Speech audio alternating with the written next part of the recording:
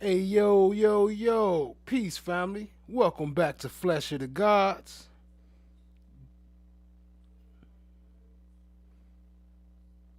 aka The Source.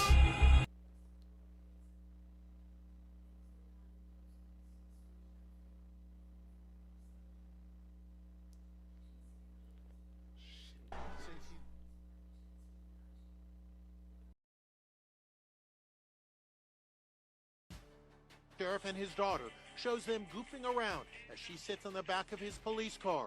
Their choice of songs, of all things, I Shot the Sheriff.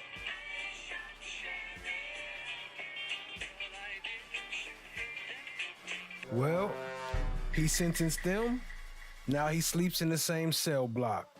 Was justice served by the very system he controlled? I am the god Shango, and you're watching The Source. So times are changing, and these days, not everyone is above the law, including those wearing the robe. James Gosnell Jr., who's been in Charleston County judge forever, is now preparing to serve time in the exact same jail where he sent countless defendants. The now suspended magistrate judge is federally charged with possessing child SA materials. If convicted, this man who sat on the bench for decades could face years behind bars. 68-year-old James Gosnell Jr. was arrested at his house. The investigation started with a critical tip from a national center for missing and exploited children.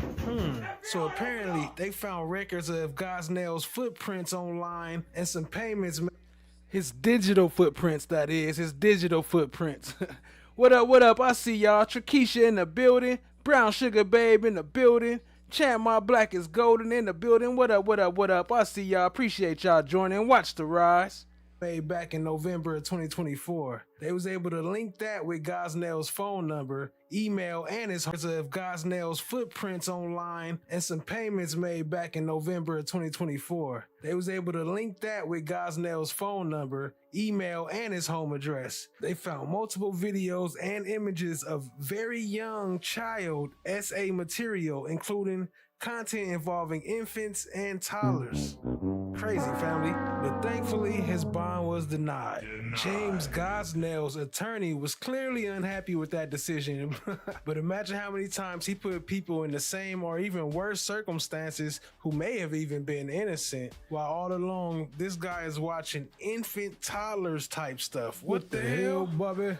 So this character here is publicly voicing his so-called concerns for the judge's safety, claiming, oh, he's a target because he's been the bond judge, the preliminary hearing judge, and the one who issued warrants for many of the inmates now held in the very same jail.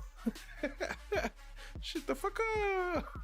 Tap in with The Source and let's watch closely to ensure true accountability for the man who betrayed the bench. Houston County judge is preparing to spend the next several nights in the same jail where he sentenced defendants to serve time. James Gosnell Jr. is charged with possessing child sex abuse materials. Now suspended magistrate judge faces... Oh, shoot, my bad. That one was covered up. What up, no one? I see you, family. Appreciate you joining. serious charges. If convicted, he could spend several years behind bars. Federal authorities arrested the 68-year-old Houston County. Shut the fuck up.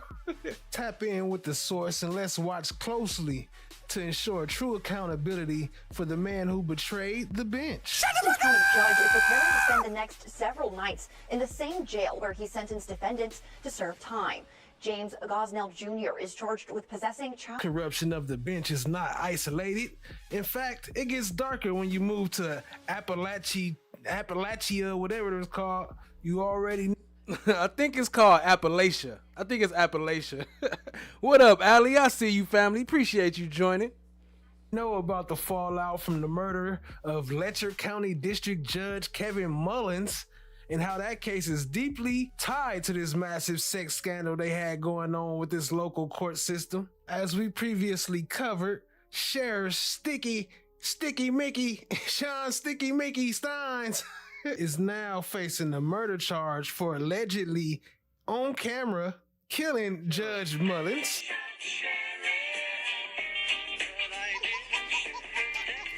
But the key to the whole story now is a civil lawsuit filed by a woman named Sabrina Atkins. Back in 2022, Atkins filed a federal civil rights lawsuit against Deputy Ben Fields and others in the sheriff's office. The lawsuit alleges widespread sexual exploitation of women caught in the home detention program. As a criminal defense lawyer, her representative notes that the caseload in in the goddamn courtroom is now flooded with women on drug charges, and here's the problem. Often, the only way for these women to stay out of jail is to get that ankle bracelet. Atkins testified that the system puts vulnerable women at an extreme risk of sexual extortion, and of course she couldn't afford the $85 weekly fee for her monitor. So Deputy Fields allegedly provided her favorable treatment in exchange for, he said, hey, you want to go to jail? You want to go home?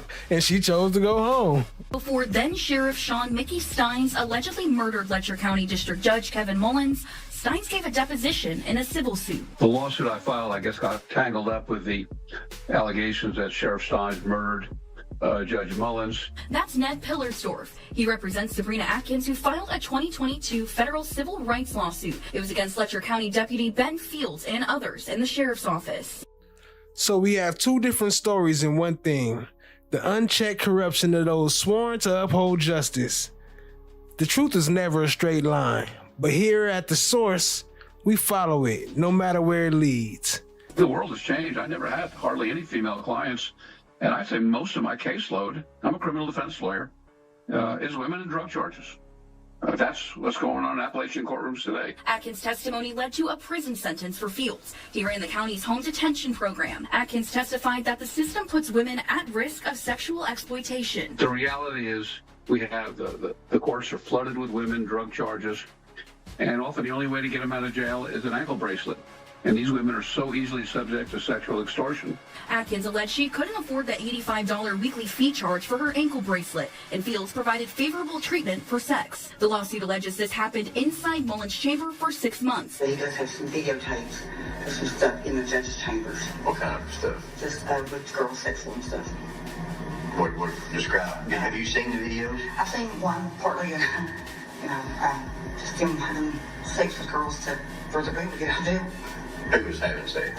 Ben and just some higher ups up there. Who? Judge And you saw the video? Yeah. It also accuses Stines of deliberate indifference and failing to adequately train and supervise. The reality is if you're a woman on an ankle bracelet with a drug charge, a simple phone call to the judge that you violated some term, you're back in jail.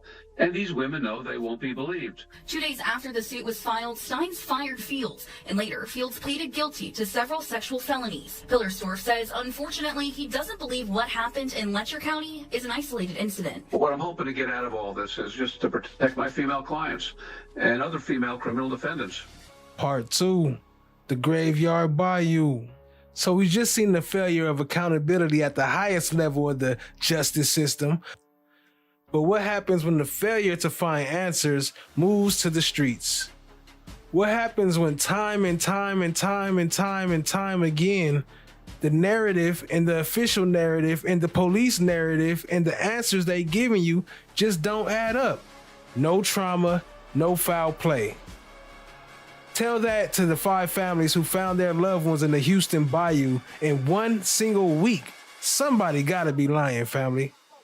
The connections here are too clear to ignore. The first name you need to know is 19-year-old Dacara Thompson of Lanham, Maryland, missing on August 22nd is when she was last seen. Her parents, who reported her missing the very next day, they tell Fox 5 they found surveillance video from the 22nd capturing their daughter moving around. A missing persons flyer says she was last seen at the Eastgate Shopping Center Shell gas station in Lanham, and that her car was later abandoned in Hyattsville with all of her belongings found inside. Now that's in Prince George's County nearly 2 weeks ago. Take a look at Skyfox up over Route 50 in neighboring Anne Arundel County. We are now learning this past Sunday, Maryland State Police discovered an unresponsive female body in a grassy area just off Route 50. We don't know what condition the body was found in. Troopers tell us they do not believe that a broken down vehicle had anything to do with it because they were responding to that broken down vehicle at the time. State Police are now working a death investigation. Prince George's County Police are still working a missing persons investigation. Neither department involved has called this a homicide yet. This is where the neighbor lives. And right here, this is the home where 35-year-old Hugo Hernandez Mendez lived. And police served a search warrant here at the suspect's house. They say they found blood stains, women's lingerie, hair from a wig consistent with one Dacara Thompson wore, and a fingernail that matches the one missing from Dakara's hand. Yeah, Shamari, I've lived next door to these people for years. Cody is breaking his silence after he says he talked to Prince George's County homicide detectives about the murder of 19-year-old Dacara Thompson. It is the first time I'm speaking publicly about this. Like I said, I live directly next door. I was 40 feet away from where the attack happened. Living next door to suspect 35-year-old Hugo Hernandez Mendez, the alleged illegal immigrant who police say killed Dacara Thompson inside his bedroom in this home in Bowie, Maryland. Cody tells me he stepped outside his house early morning on August 23rd and saw something burning in the suspect's backyard. The smell is different. It's not brush smell. It smells more like something you'd smell akin to like a trash burning or something like that. I would be willing to bet that they were burning evidence of some sort. I know that when I told the detectives this, I know that ash pile that was back there is no longer back there. And Cody wonders why Hernandez Mendez wasn't already in jail. ICE officials telling us he's in the country illegally. U.S. Park Police arrested him in April on a DUI, but for some reason he was released. Dacara Thompson's mother saying that's disappointing. I'm very disappointed, finding that out now, because we may not be here today if they did what they were supposed to do.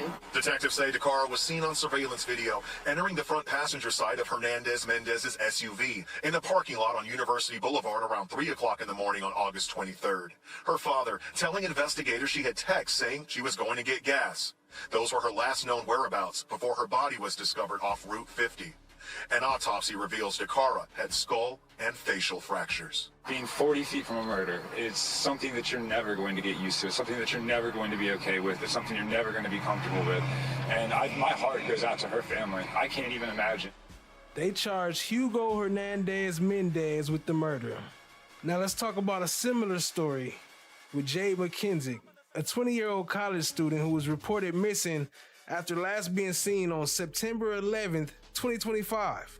So while everybody was mad about the whole Kirk thing, she was out spending time with her friends at the local bars, according to police. Then she left by herself and left her cell phone behind. Then allegedly, they got video of her going to a gas station next door to buy a drink. They claim to have footage of her walking out with a slushie, walking towards the bayou after leaving the store. Then on Monday morning, the police claimed to have found her body 2 miles away near the University College of Medicine. HPD says an autopsy revealed no signs of trauma or foul play, which means she must have not drowned, right? Because wouldn't that be a sign of trauma if you drown, when you have signs of trauma?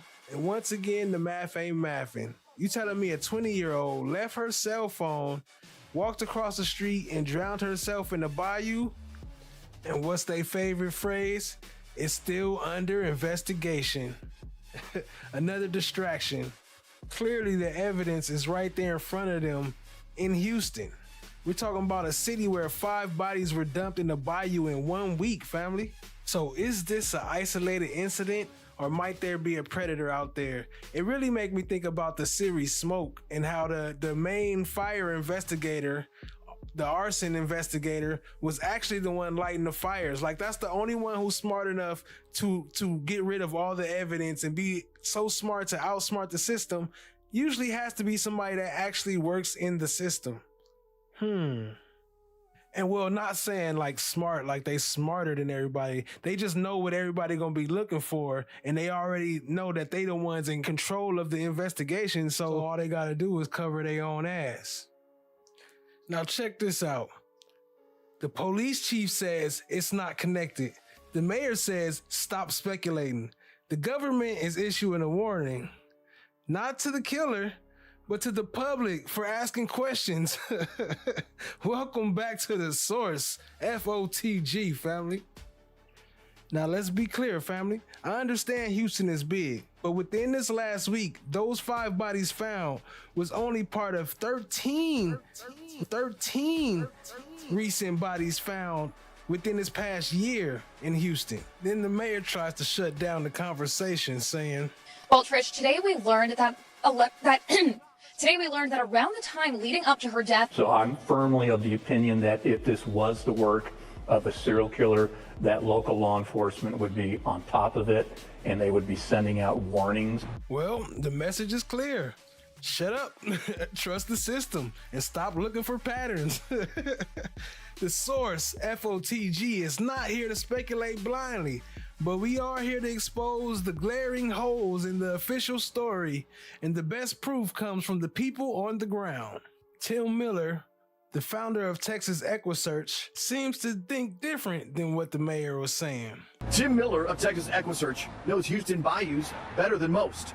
As many searches as I've done, Mario, I've never seen this many in one week in the Bayous. What's happening is leaving everybody with a huge question mark. Once again, important to note, the mayor telling me that all the deaths along the bayous of Houston here this year, HPD tells him they have seen no connections to one case or another. The mayor also adding it is simply too much to have one death along the bayous in Houston. Bodies in the bayou, it is a term that we have heard here in Houston many times in the past, but not like we have over the past week. Yes, 5 bodies have been discovered in our city's bayous over the last week. Houston's a big city, but for that number of people, even in a city large as us, that number's concerning to say the least. Indeed, 5 bodies discovered over the last week alone, including that of a missing University of Houston student found last Thursday. The cause of her death still under investigation, according to HPD. Had you ever heard of deaths in the bayou really before last week? Not as frequent, no. It's hard not to hear about it since there's been many deaths found, bodies found. Over a dozen this year. Mayor John Whitmire tells 2 Investigates HPD has clearly informed him that none are connected. People have been asking us about Jade, telling us that they've been seeing her story all over the news. But Jade was seen right here in this parking lot. These were the last moments that anyone seen her. And we saw surveillance video. I'm going to cross the street safely to show you just how this all kind of played out. We do know that this is still under investigation, but video shows her walking towards Brays Bayou, which is right over here. And at this hour, police tell us that her death is under investigation. There's no foul play and no trauma.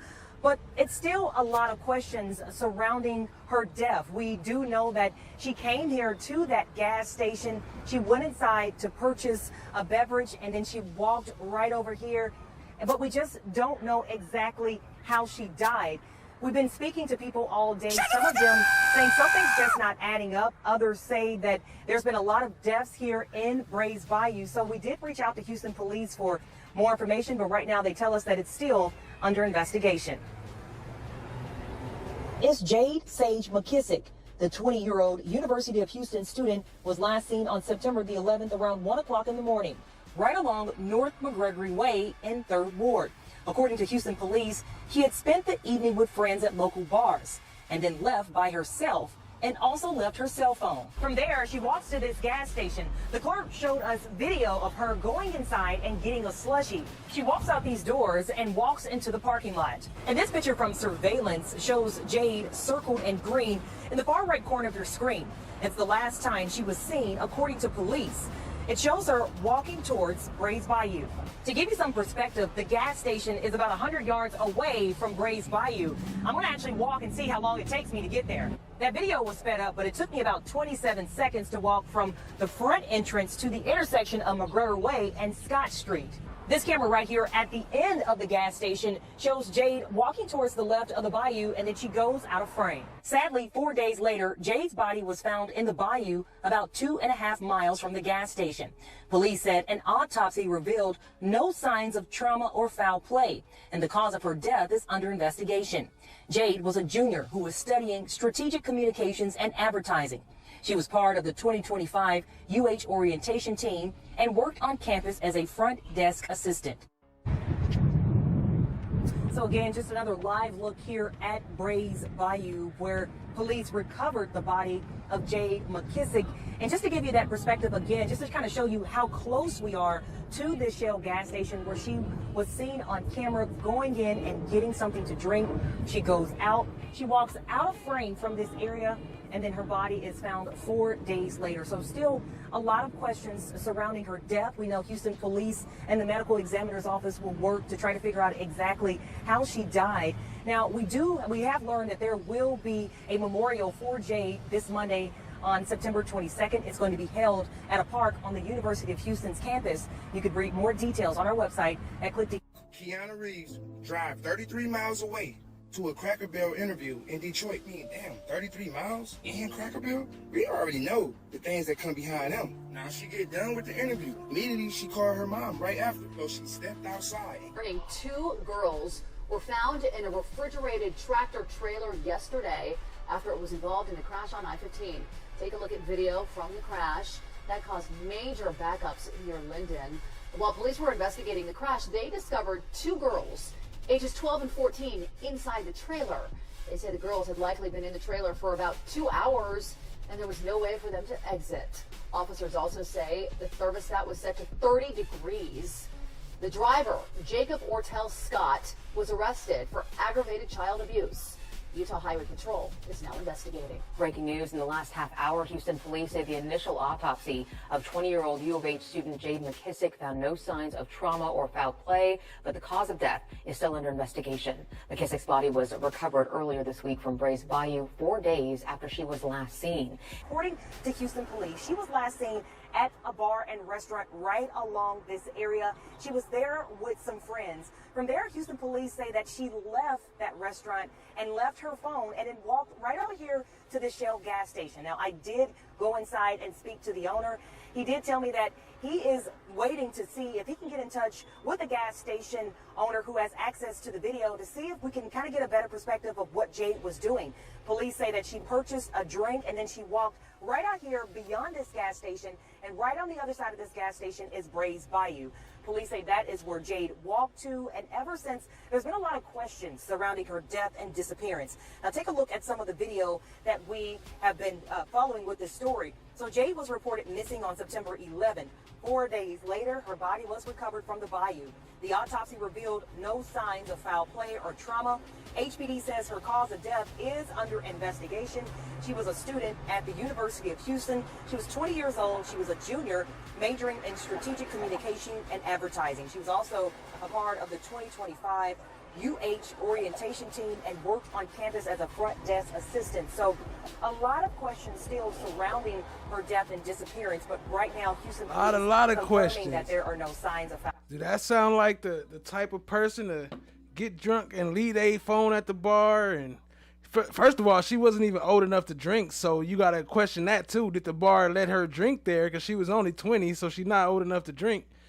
And then how she end up over there in the alley by herself? They say she was with friends, but what type of friends just let you walk off, especially if you drunk and without your phone, and just let you wander off into the blue? Like that I don't know. The math ain't mathing. What up though, Miss D56 in the building? I see you. Appreciate you joining, family. Foul play, no signs of trauma linked to her death, but it's still no foul play, no signs of trauma. How, Sway? Even if you drown, that should be a sign of trauma though, right? under investigation surrounding her death and disappearance, but right now Houston police confirming that there are no signs of foul play, no signs of trauma linked to her death, but it's still under investigation.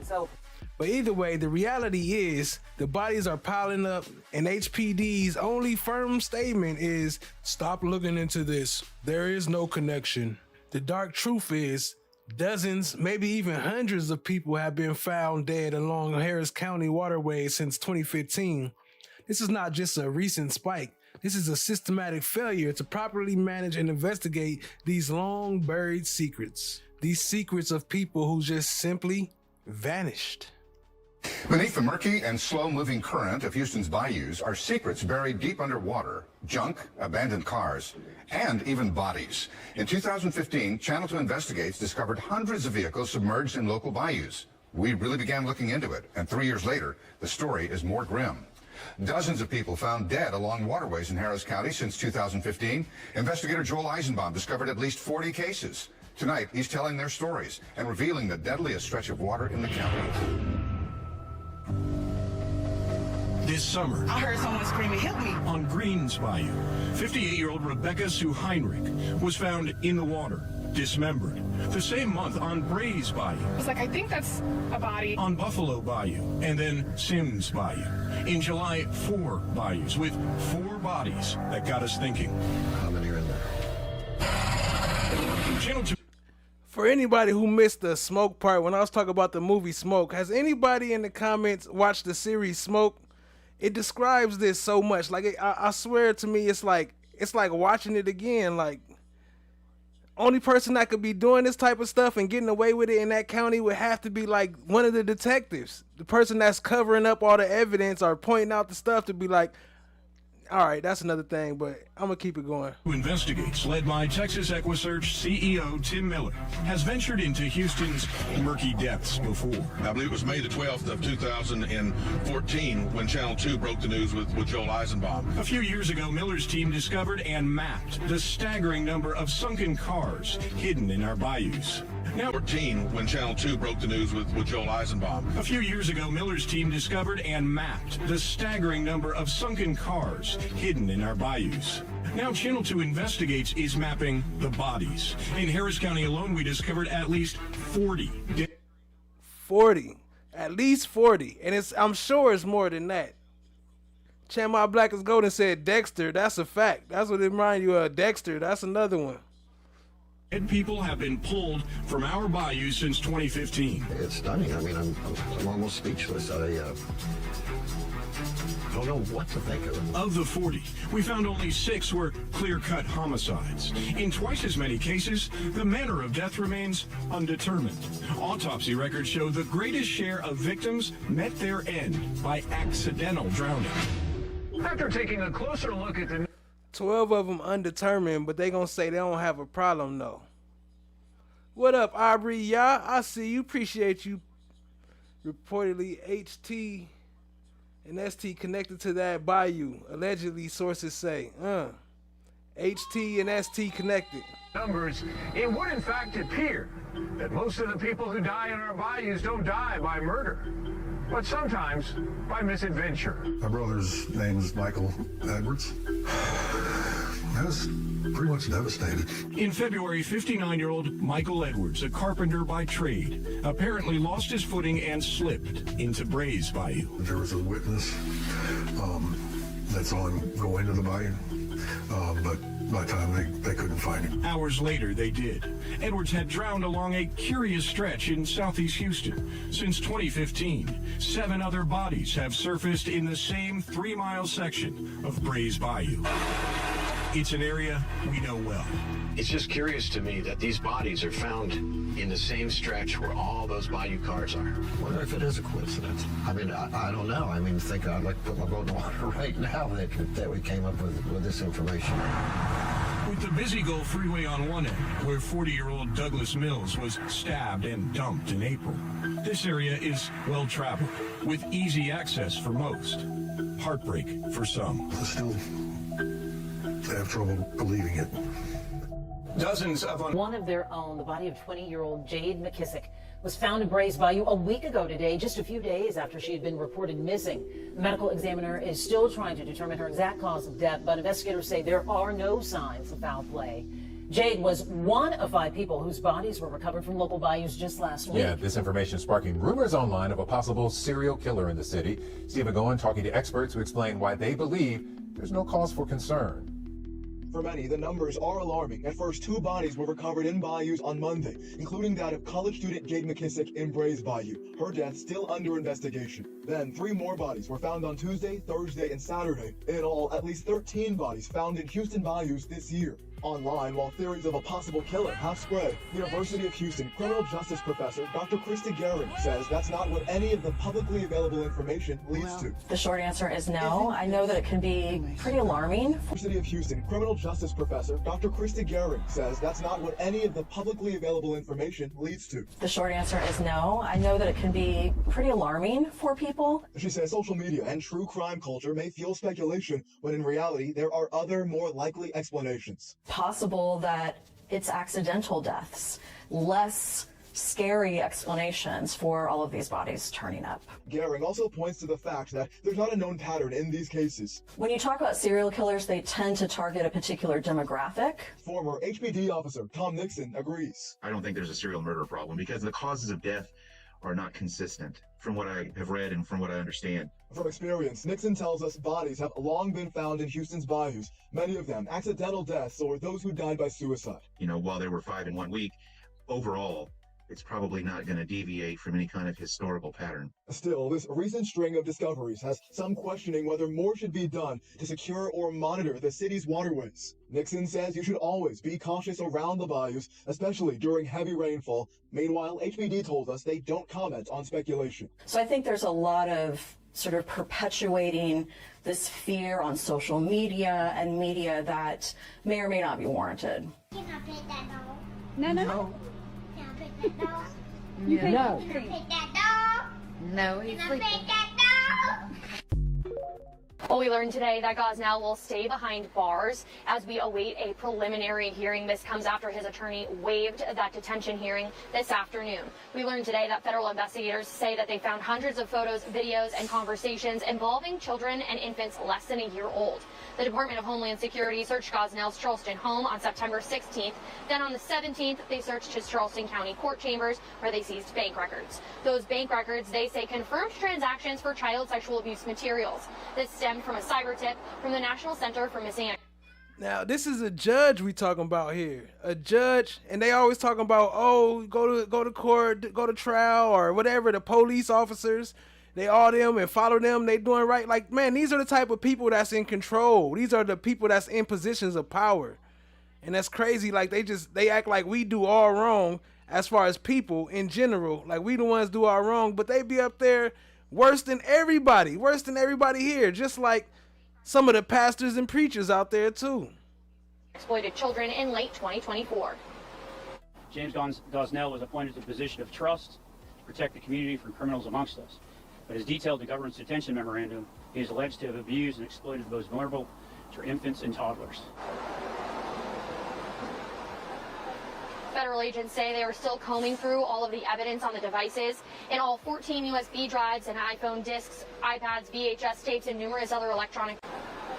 Federal agents say they are still combing through all of the evidence on the devices. In all, 14 USB drives and iPhone discs, iPads, VHS tapes, and numerous other electronic devices, all containing child sexual abuse materials, were seized.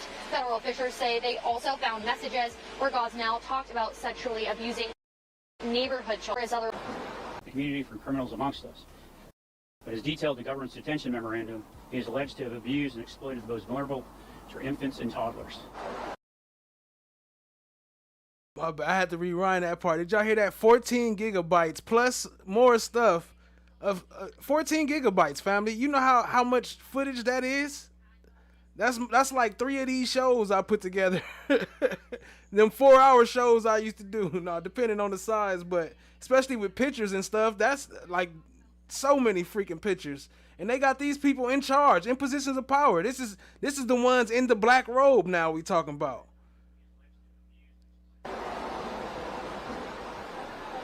Federal agents say they are still combing through all of the evidence on the devices. In all, 14 USB drives and iPhone discs, iPads, VHS tapes, and numerous other electronic devices.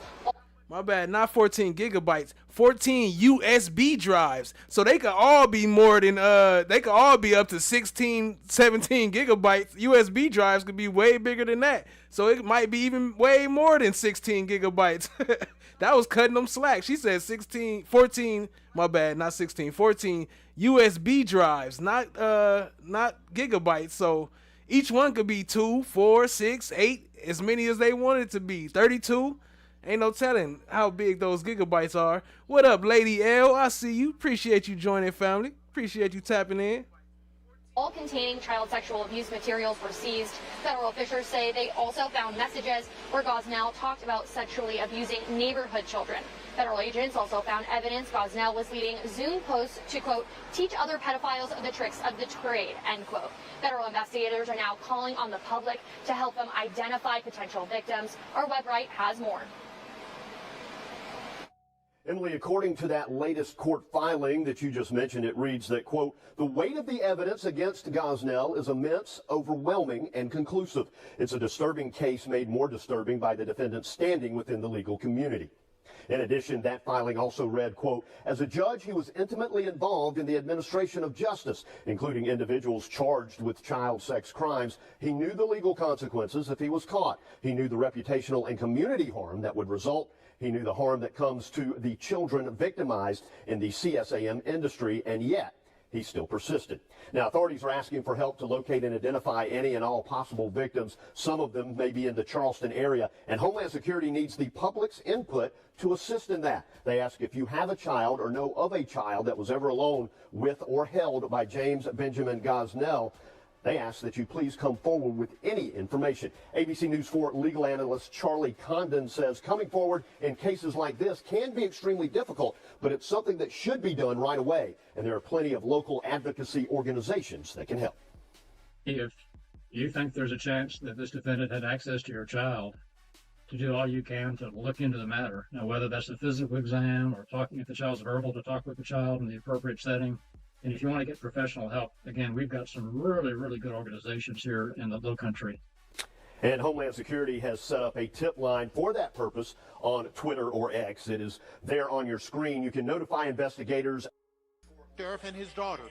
There you go. If y'all got information, they go to tip line, family. Don't be afraid to let them know where the hell these predators at.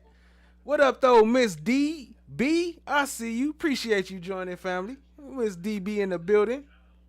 Shows them goofing around as she sits on the back of his police car. Their choice of songs, of all things, I Shot the Sheriff.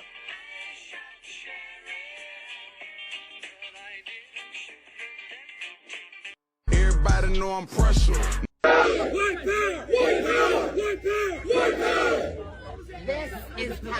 Just happening to say stochastic terrorism. It is stochastic terrorism when white men march in the streets saying white men fight back. And less than a week later, Trey Reed is found hanging on a college campus. That is stochastic terrorism. It is stochastic terrorism when Brian Kilmeade gets up on national television and says that the state should execute unhoused people simply for being unhoused. And less than a week later, there's a mass shooting at a homeless encampment. That is stochastic terrorism. Look, there are a few different theories running around out there about how Charlie Kirk died and who was responsible for it. Whether you think it was BB in the imaginary state punching that man's car because he wasn't sufficiently pro-Israel enough and that he was fighting with his donors like Bill Ackman, or whether you think it was a groyper who saw Charlie as a mouthpiece who could not sufficiently usher in. Okay, hold on. Before we get to the creepy kids and Donald Trump, the kids and the creepy men in the room with Donald Trump and all that, check this out. So they keep on talking about this DEI hire stuff real quick, right? This is one big thing. So I'm going to play this little news clip of something that recently happened. Before I play that, I'm kind of in the bonus section right now, but check this out real quick, family. Don't forget to hit that like, hit that subscribe, tap in, share with a friend. Don't forget to hit that like. All right, hold on. Here we go. Check this out. We had a group of people come and start to heckle us. Why even provoke on our campus? New tonight, chaos here at the Tennessee State University campus after a debate group visits the campus wearing MAGA hats and carrying signs against DEI and illegal immigration. Okay. Real quick, before I go any further, hold on, real quick. Let me pop up so y'all can see me. Let me come up on the screen so y'all can see me one time for the one time. Hit that like button if you like it. Don't if you don't. Either way, it's cool with me. You can hit the thumbs down if you don't like it too. All right, so here we go. Check this out. They keep talking this DEI hire, right? So it's a simple Google search will show you this. What are the highest percentage of DEI hires? While data is mixed, some reports from early 2025 indicate that white women have disproportionately benefited from DEI initiatives, making up a large percentage of DEI hires. Even in contexts where Black and Latino candidates are still unrepresented, data from 2022 showed black and Latino candidates made up about 36%. You feel me? Asian and white made up 60%. So what is he talking about with all this? This DEI hires, DEI should be illegal. DEI hires don't they benefit white women more than anybody. It says it right here. Quick Google search to show you. 17 News' Karen Aguilar joining us from TSU tonight after speaking with both students and that debate group. Most students I spoke with are calling the conservative group who showed up here at TSU hateful. That group tells me they were just trying to have civil discourse with the students and are accusing those who push back of inciting violence. Video shows spirited Tennessee State University students gathered around the Fearless Debates group. David Cate is a co-founder. We went from a peaceful conversation with students to quite literally a mob inciting violence against us. He tells me they are trying to encourage debate on the heels of Charlie Kirk's murder. The signs the group brought read, DEI should be illegal and... So this is the thing, like I have no problem with, whatever, whatever. That's not what I'm saying. What I'm saying is, why are you making this whole thing DEI should be illegal and DEI, and then he's saying like I wouldn't trust black people because I figured they had DEI higher when they have the least percentage of everybody. Still, even with DEI, that's crazy. Deport all illegals now. Let's talk. TSU senior Layla Johnson was there when it all went down on Tuesday. What did you think about the group coming onto this campus with those signs? I just feel like it was unnecessary. Like, why would you come to a HBCU with all that commotion knowing that we're going to say something about it? Like, they're just, like, insane. Why did your group pick a historically black college to have this conversation? Is there a reason why we shouldn't go to historically black colleges to have these conversations? We're not limiting who we want to go speak to based off their race, based off their gender. The university is calling the group's actions hostile and saying TSU students conducted themselves in a professional and respectful manner. Take a look at our last 6 stops, our first 6 stops. We have not had an issue like this whatsoever. Layla believes they were not there for debate, but to provoke students. I don't agree with it. Like, it's just nonsense. All we did was set up a table. The university says a group was escorted from campus. Cate denies that. He instead says they were taken away for safety.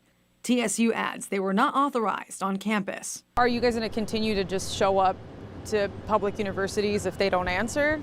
Absolutely. It's our free speech. These campuses have a free speech area. They're public universities. The university declined to comment further, but the NAACP came out in support of the students.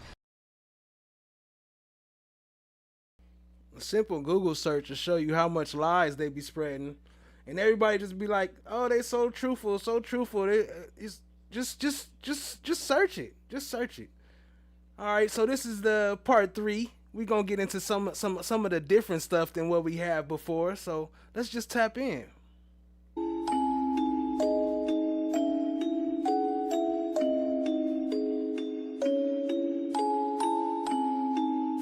Everybody know I'm pressure. Niggas ain't me, certified living legend. Who they try and be.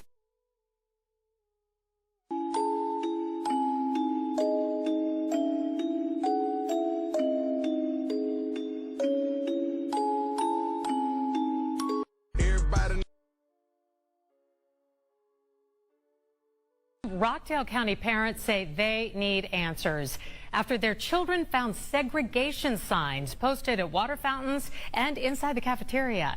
Channel 2's Audrey Washington is live in Conyers tonight with reaction also from the school district. Right, and the principal said this all started as a history lesson, but the parents said the signs should have been never posted anywhere around the school. The signs were posted above water fountains and cafeterias, and the signs also said things like whites only and also colored only.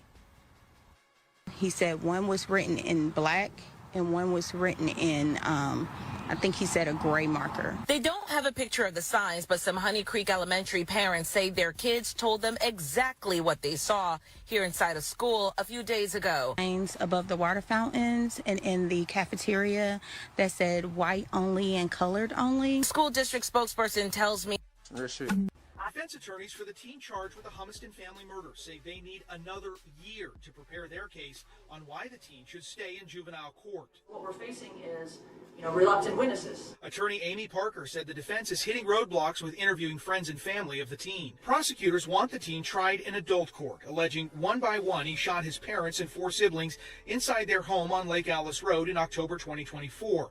An 11-year-old girl survived the shooting, and the absence of evidence is not the evidence of absence. What? Quick shout out to Allie. Y'all show her some love. Drop her some what up, send some coins in the chat. We ain't done yet, family. We still got some more. We ain't done yet. Show her some love. Y'all shout out to Allie, stream sponsor, and Chan My Black is Golden. Appreciate y'all. Show them some love in the chat. Told sheriff's investigators her 15-year-old brother had shot the family. The suspect, though, pinned the blame on his dad. Yalis is hitting roadblocks with interviewing friends and family of the teen. Prosecutors want the teen tried in adult court, alleging one by one he shot his parents and 4 siblings inside their home on Lake Alice Road in October 2024. An 11-year-old girl survived the shooting and told sheriff's investigators her 15-year-old brother had shot the family. The suspect, though, pinned the blame on his dead younger brother, saying it was him who shot the family after he was caught looking at pornography. A year into the case, the defense asked the court to wait until October of 2026 to hold a hearing on whether the teen's case will move to adult court. I want to be very clear here. What you have proposed that you need to do, this court finds, is overreach, is overbroad for the question before the court. This is not the trial.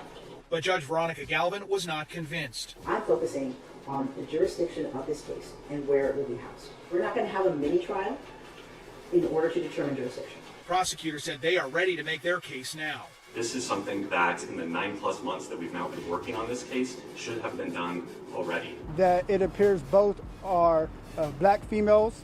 One is approximately 70 years of age. The other one's approximately 50 years of age. As of now, we have 0 signs of forced entry, no signs of foul play. So very unusual circumstances how we have 2 deceased inside. So the Harris County Constable's Office has made contact with the Harris County Sheriff's Office Homicide Division, who is en route to the scene. I can try to answer any questions you have, but again, the scene is very active. For your support. This is the second time I've had to stand in front of you and talk about a shooter at one of my facilities, and I think that the takeaway from all of this is that the rhetoric has to stop. There are people out there who are seeing what is being placed online, and they're coming and they're doing acts of violence against ICE employees. So that's kind of all I have for today, is that it's just got to stop. It's dangerous, and people are losing their lives. Thank you. Thank you all. Could be.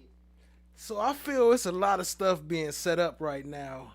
I don't know if they trying to provoke like a civil war or a World War III, or I don't know what's going on, but they definitely trying to make something go down because it's just too much going on, family. It's way too much going on. We're not done yet. We almost up out of here. Appreciate y'all being here. Let's keep it rolling. Crazy stuff going on though. Shout out to Allie with the gifted membership. Y'all show her some love. Upwards of $5 million of this much meth, but they did say that it sometimes seems like just a drop in the bucket of how much is out there in Metro Atlanta. And again, yes, it was 1,000 pounds of meth in total they seized from 2 different locations here in DeKalb County. One was a home that they said was in Stone Mountain, and the other was an apartment, which they said is just a few miles away from the DEA headquarters here. Now, like, look how these dudes smiling and chilling. Like, this feel like a crazy setup to me. Like, they didn't say no names, no pictures, nothing. They just, we just randomly came across 1,000+ pounds of all these drugs. Like, come on now. We see what you're doing. We see what's going on. They said these were stash houses for the Jalisco New Generation, or CJNG cartel. That's out of Mexico. They said only Inner Circle cartel members would have had access to these stash houses. And inside, they actually found children younger than 10 years old at both locations. And they said the cartels actually do this to make it seem like it's just a normal family living at these homes. Now, they family living at these homes. Now, they describe this cartel in particular as violent and murderous. They said it's an up-and-coming one that's actually taking a lot of power in Mexico right now. And out of these 5 cartel members they arrested, 4 were illegal migrants from Mexico. We spoke with Special Agent in charge of the Atlanta Division of the DEA, Robert Murphy, and he explains why this cartel and others are... Look, hold on. You see the way they packing it up? They packing it up like they about to ship it back out. so active here in migrants from Mexico. Look how they packing We spoke it with up. Special Agent in charge. Look, they put it in shipping boxes. They about to ship that back out. They about to make a sale off it right now. Of the Atlanta Division of the DEA, Robert Murphy, and he explains why this cartel and others are so active here in Atlanta.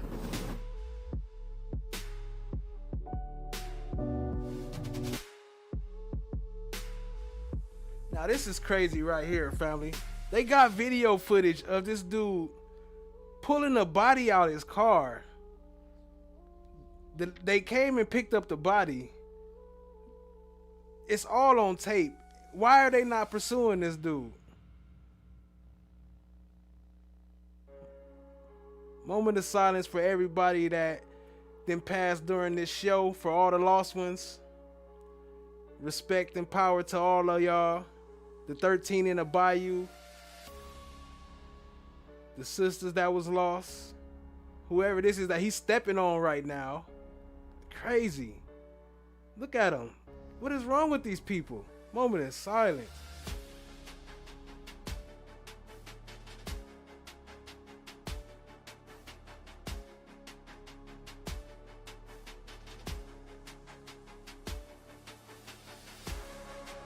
Thursday, get your bag, get your blessings. I have a really sensitive and graphic topic to talk about today, and I truly need TikTok's advice on helping me expose this video in a way that will get justice. I'm not trying to expose this video in a way to get likes and views. It's not for any of that. I truly want this lady to have justice. I have done everything that I can do. I have sent it to the detectives. I have sent it to NOPD. I have sent it to Louisiana. It's been a little while now, and no one is doing anything about it. They're basically stating as if the lady was an overdose and she's a write-off. We could just write her off, but yet this man actually disposed of her body in an incomparable way. Like, you can't do that. And that's my thing. I have everything on video. I have my proof. I have my evidence. I mean, I have the coroner's office, so they know about it. They came and picked her up, so they know about it, but no one's doing anything about it. And I'm just to the point where that's not fair. That's not cool. That's not how the justice system is supposed to work. So I'm really... But it's a sensitive subject, man, because this is someone's child, this is someone, maybe someone's mother, someone's sister, however it goes. So it's a very sensitive subject, but my point of this is to get justice for this lady, because this man is findable. You see him, it is very clear. If you know this man, you're going to know him on the video. So what do y'all think? Because I truly just want to get justice for this lady, because how she was disposed and left was just sick.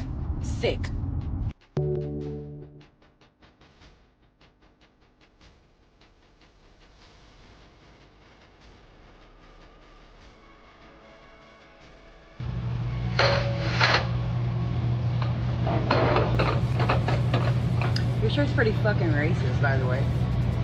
Are you a Klan member? No. Then why would you be offended? Because it's just offensive. To who? To other people. Klan members? Probably. That makes sense.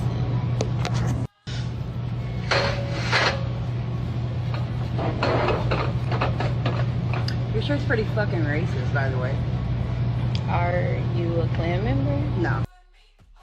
At a local elementary school. The mother's post about this online has since gone viral. Meanwhile, the school district is saying the students were, quote, horseplaying. Our Alexis Wainwright spoke with those parents exclusively and shares their story tonight. Alexis? Well, Simone, I spoke with the parents who say they're angry, hurt, and confused, but they're also thankful that their son is still here. And tonight they're calling for transparency and answers from the Charles County Public School District. If you look at my son, he has marks under his eyes, like blood vessels. He still has bruises on his neck from being choked. It's hard to hide emotion as these two parents who don't want to be identified talk about their son. They're hoping for answers after they say their son was hung by a 4th grade student in the boys' bathroom Friday. He's traumatized. It's going to take time. This is not something that he's going to get over just overnight. Paperwork from the hospital lists one of his injuries as a neck contusion, which is caused by blunt trauma to the neck. The 7-year-old is a second grader at C. Paul Barnhart Elementary School in Waldorf. Charles County Public Schools says they're aware of the incident and sent a statement saying, in part, 2 of our students were reportedly horseplaying in a school bathroom when one student's jacket got caught on a stall door hook. The student was not able to free themselves, and the other student involved was also not able to help them. It doesn't make sense to me. If you're horseplaying, how do you get caught on a hook? We need answers. I want answers, and we won't stop until we get answers. And now the parents say they're sharing their side of the story in hopes of preventing this from happening to anyone else. My son did tell me that when they were in the bathroom, he said that the little boy told him, I'm going to show you how I did people back in the day. That's why I feel like it's bullying, because it's no telling how many other kids this has happened to. And they want the school district to step up. I want to see a policy in place. I would like to see at least hallway monitors. I want to know why is a 4th grader in the same hallway or the same bathroom as a 2nd grader. Most schools have them divided. I feel like this is very unacceptable. These are all our children, and they are the future. So we need to protect them. Like, we see schools every day thinking that they are safe.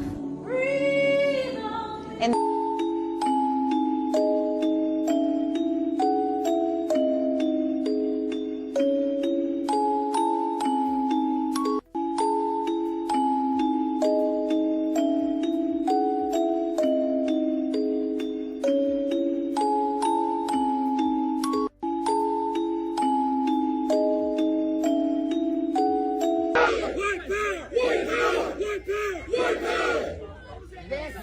Everyone again.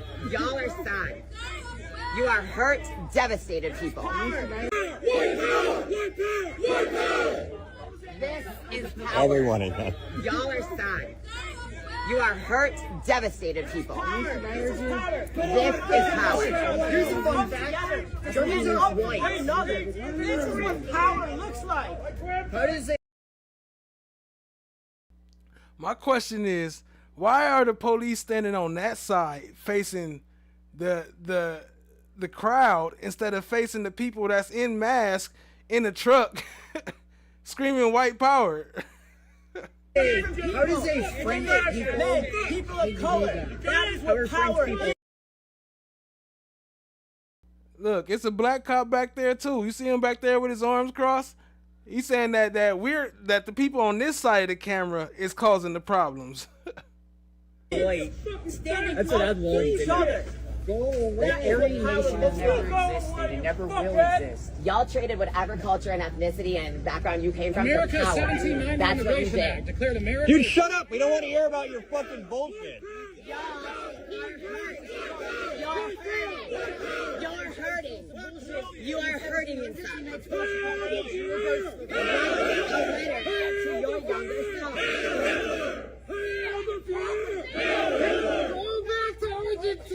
Yeah, you're not welcome in this community. Get the fuck out of here. That's it.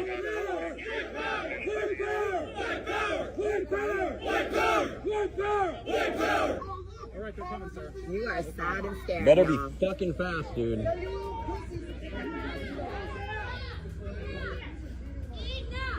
Go home! Fucking loser! That's not legal. They could just fucking get into a fucking thing and ride off into the sunset.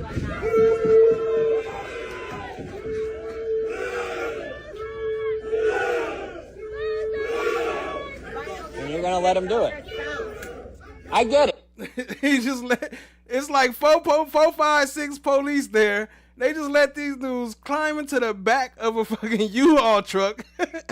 No seatbelts, mask on, screaming white power, and then just gonna let them drive off like nothing happened.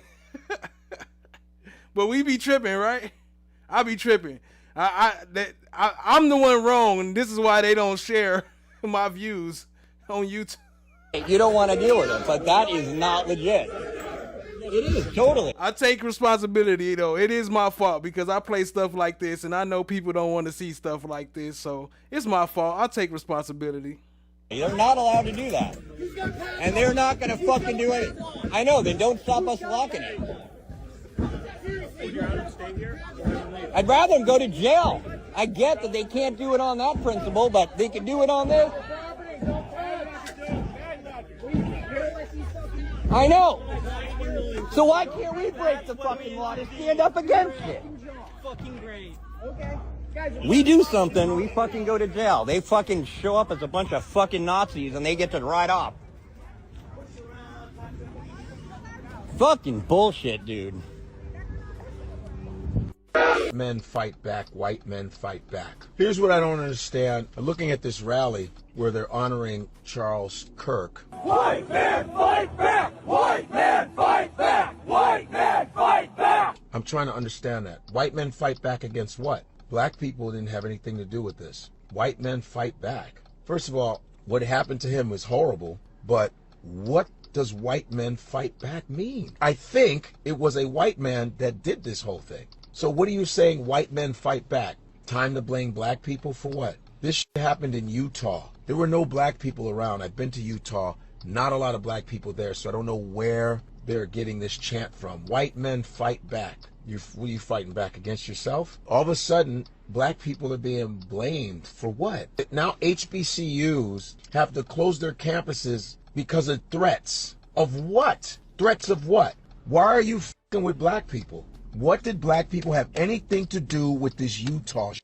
All of a sudden you conjure up black people. It's always black people are in danger. HBCU campuses are closing because they didn't do a motherfucking thing. That makes no sense to me. We're in danger now because we didn't do nothing. We're always in danger. It's always black people. Black people this, black people that. We're minding our business. And there are actually black people that are mourning Charles Kirk. They're like, this is horrible, this is sad. They feel bad for his family, that he has 2 kids and a wife, and they had to see that. But all of a sudden it's white men fight back. White men fight back, white men fight back. Here's what I don't understand. Looking at this rally where they're honoring Charles Kirk. White men fight back! White men fight back! White men fight back! I'm trying to understand that. White men fight back against what? Or yesterday, pop 2 migrants, okay? But do a recap for everyone, just so that we're all on the same page, okay? Just follow along with me and see if we can establish a pattern. We had a white male recently, if not today or yesterday, pop 2 migrants, okay? Before then, we had a white male at a white college in a predominantly white state pop a white male, Charlie Kirk, okay? Before that, we had at the same day, we had a white male do a school pop. Before that, we had a white male pop three officers. That's correct. Pop 3 officers. Before that, there was a white male that threatened an HBCU. I think that's what we have so far. So if you guys have an IQ above room temperature and you're following the pattern that I just showed to you, we all know what the problem is. You ready? We're going to say it all at the same time, all right? You ready? The problem is black people. That's correct. That's right. That's right. Oh, wait, what? I feel like you guys didn't say black people. Yeah, the problem is black on black crime. That's what you need to understand. I don't know what, it sounded like you guys were being racist and were saying white males or something like that. No, the problem is black on black crime. That's what the pattern that I just showed you, that's what that clearly shows is the problem. Black on black crime. Black on black crime. So that's what the pattern that I just showed you, that's what that clearly shows is the problem. Black on black crime. I don't know what I said, but I was high every day for a whole year, and I was at anything. I was at done anything to get out of here. I was at done anything. So, as I've said before, one of the traits of the lineage of evil is to take no accountability. None whatsoever. So who I am is I am a God, and through my thoughts, feelings, and words, I create the reality in which I live in. I'm not the God. I'm not your God. I'm A. If I had a pet that was made in the image and likeness of a turtle, you'll say I have a turtle. If I have a pet that's made in the image and likeness of a dog, you would say I have a dog. So if I'm made in the image and likeness of the God, I can't create the heavens and stars of the universe, but God said I should have dominion over the earth. I should be able to create the way in which I want to domain here on earth. That's my God-given power. And it's through my thoughts, feelings, and words that I create that. I'm not to be worshipped by anybody, but I'm supposed to use what my Creator gave me, the essence that I'm part of, this infinite intelligence that I come from, to create the way in which I want to domain here on earth. I'm right where I need to be, always experiencing what there is to experience in each moment. I'm the stillness that hears the whispers of God and my ancestors in every moment. I speak for my ancestors who have to be silent. I seek for my ancestors who had knowledge hidden for them. I live in my purpose for my ancestors who couldn't live for themselves. I am my ancestors' wildest dreams. Nothing has to change for my life to be perfect. I only move to the instructions of spirit. I need nothing as I am everything. I am always in the moment, experiencing all that there is to experience in every single moment. My mind is nowhere else. It's here. The future is not even real. Nobody has been there before, because when you get there, it's now again. So I'm always in now. I see things that's not shown. I hear things that's not said. And I experience understanding where someone else experiences confusion. That's my listening that I listen from. And I am the essence of billions of purposeful beings. I create all of that for myself. This is a creation of who I am. But I was not always this person that you see in front of you. And the people in spirit named me Kasudi Muithi. May spirit always remind you who is it that you are. May you always turn towards the inner truth of your inner being. May you always remember that when you know who you are, there's no outside adversity that could ever be bigger than the person you are on the inside. Thank you.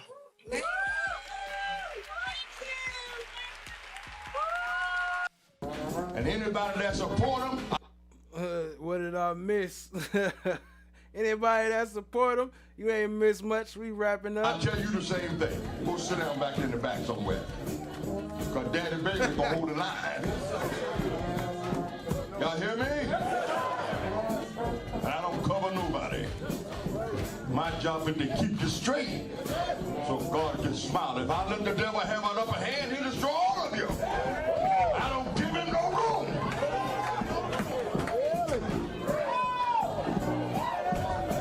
Don't look for no room for me. God Almighty, tight but right. The path is tight and right. It's tight and it's right. The path is tight and right. A straight and narrow path. God Almighty, I'm free. Y'all ain't never heard of Daddy Bacon? That's his name, Daddy Bacon. Daddy something. They call him Daddy, I know that.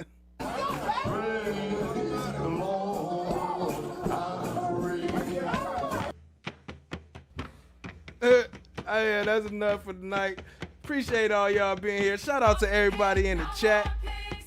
Shout out to No One. I see you, family. Shout out to Trikisha. I see you, family. Chad My Black is golden. What up, what up? I see you, family.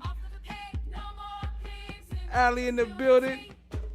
Stream sponsor. Y'all show Allie some love. Rock Solid TV. I see you, family. What up? Appreciate you being here.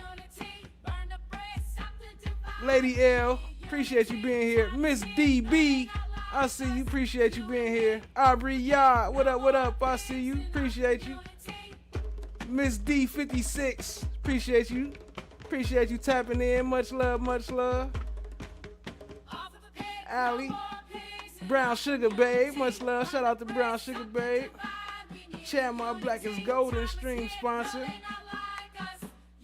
And Allie stream sponsor. Y'all show them some love. The absence of evidence is not the evidence of absence. What?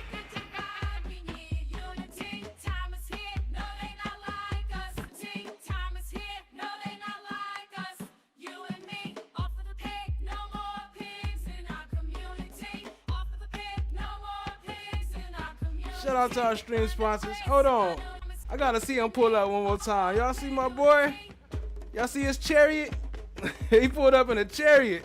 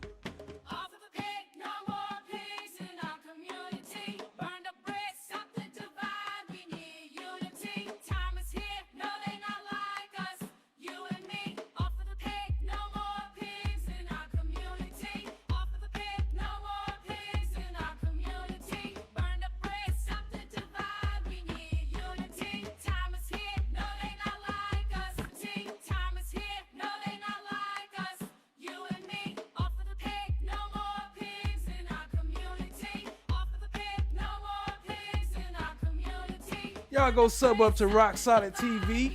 Go sub up to No One. He got the beats on deck. Rock Solid coming soon with some new stuff. And stay tuned. Keep an eye out for NASA music. Uh-oh, exclusive. NASA music coming soon.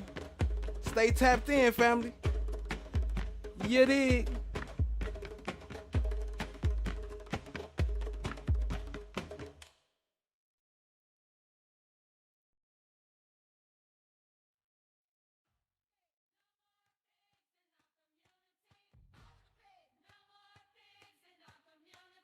NASA music coming soon. Stay tuned. Hit the like, hit the subscribe, tap in. Until next time, family, stay fresh and stay blessed. Much love, family. Peace out.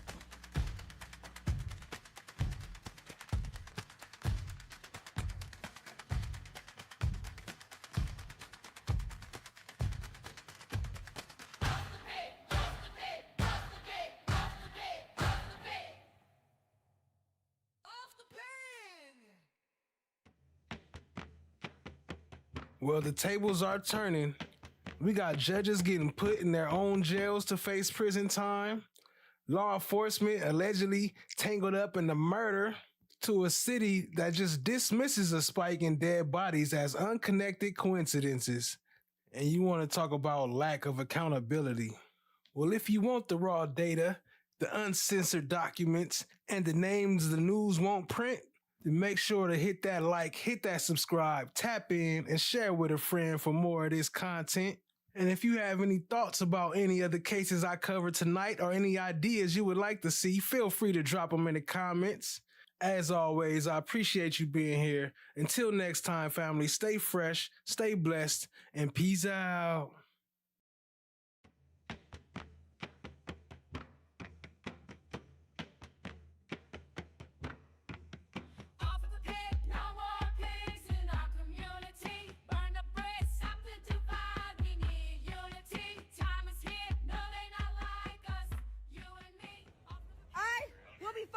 Our kids will not be. It ain't your money.